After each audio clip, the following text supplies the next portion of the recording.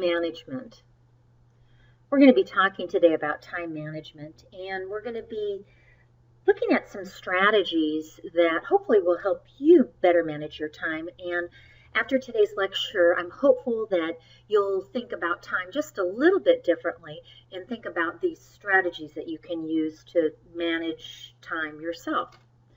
Benjamin Franklin said, "But dost thou love life? Then do not squander time, for that is the stuff life is made of." I love that quote because it really puts the context of time as a resource and being, that's what life is made of time. So it's important managing time well, because that means that you're managing your life well.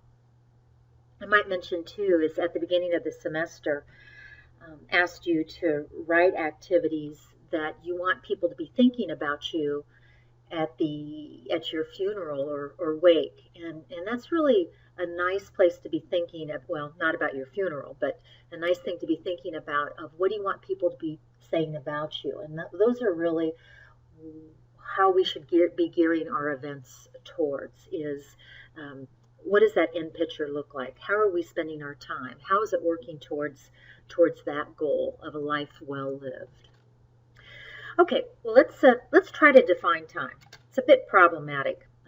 Webster Dictionary provides us two definitions.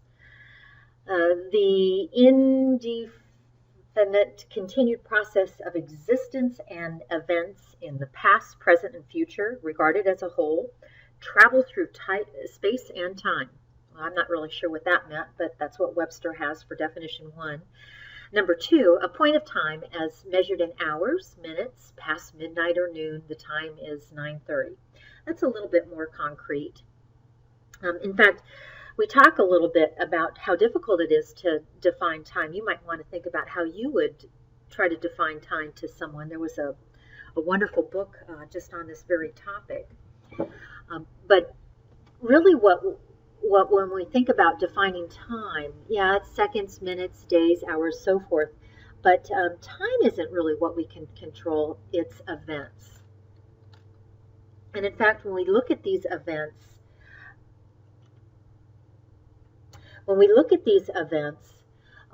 we can categorize them as events that we have control over, discretionary, and then events we don't have control over, non-discretionary. Now, some events, I'll start with non-discretionary events, things that we don't have control over.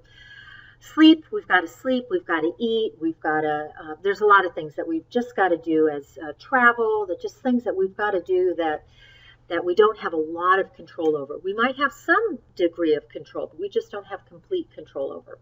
There are other things in our life that we have a whole lot more control over. How much sleep we get, how much time it takes us to prepare a meal, how much time we're going to spend preparing for a test. Really knowing the difference between these two types of events is really key. And I love the serenity prayer. God grant me the serenity to accept the things I cannot change, courage to change the things I can, and the wisdom to know the difference. And that's really key, knowing the difference between these two. Because for the events that we can't really control, that aren't discretionary, things we don't have control over, such as rain and maybe getting stuck in traffic, we need to adapt. In fact, Charles Darwin said, "It's not the strongest of the species that survives, nor the most intelligent that survives. It is the one that is most adaptable to change." So being able to adapt is quite key. I'm going to leave on your own for you to look at these terms. I want to just talk about two principles. Really, one's a principle and one's a law.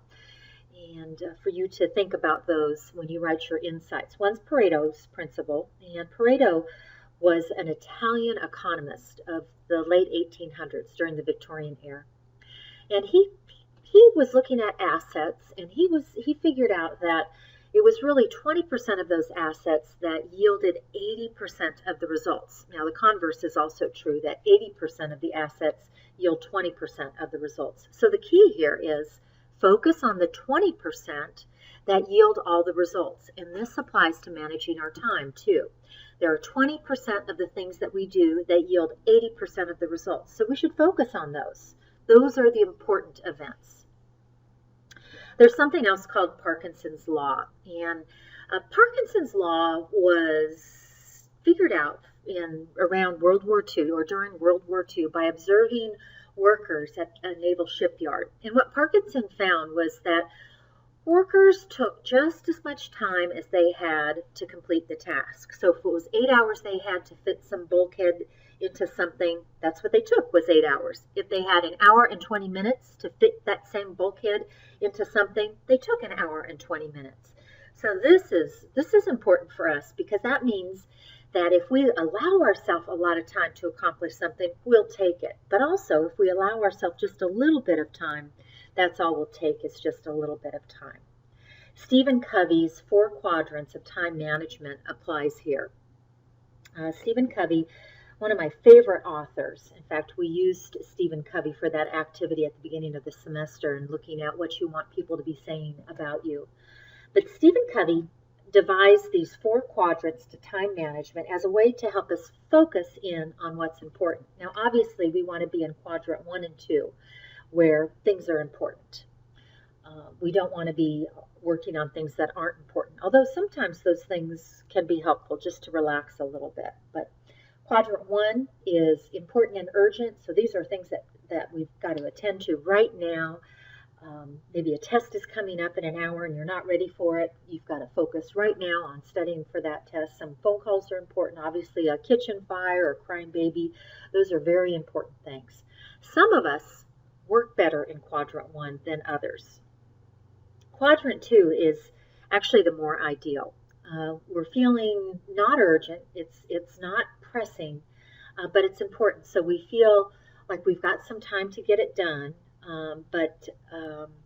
And so that we can not feel the pressure to get it done. Some things that fall into this quadrant are exercise. Exercise is important for us to live for a long time and be healthy. Vacations are healthy. Planning. When do you plan? Planning is an important function that we need to get the most out of life. Prayer is not listed here, but prayer belongs right here in quadrant 2. When do you pray? When your life gets too stressful, we often find that we do less prayer. So what I want you to do is go to the discussion and participate in some strategies that you use for managing your time.